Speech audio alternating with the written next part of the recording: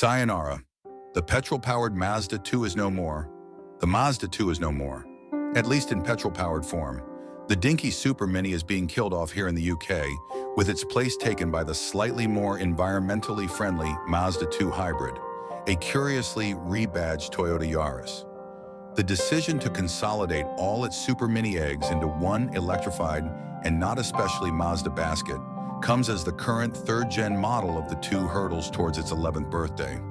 The aging ICE version has been crying out for a proper update, but the sales figures haven't made enough of a business case to keep it.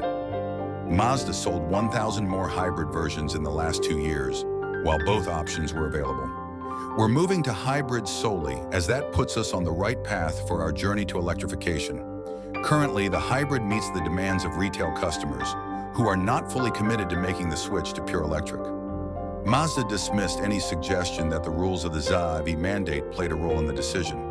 There's plenty of flexibility within the framework, so when the industry hit 19.6% against a target of 22%, no car maker paid penalties using the flexibility of the scheme. We'll meet the requirement of the ZEV VETS legislation by 2030 and remain penalty-free up to that point through those flexibilities. And the introduction of BEVs from 2026 last year, the car maker made a case for its rotary-based range extender, currently doing slightly strange service in the MX-30R EV, and committed to a multi-path approach to electrification, including exploring the potential for e-fuels. More as we get it, but for now let us mourn the death of yet another Super Mini. RIP Little 2.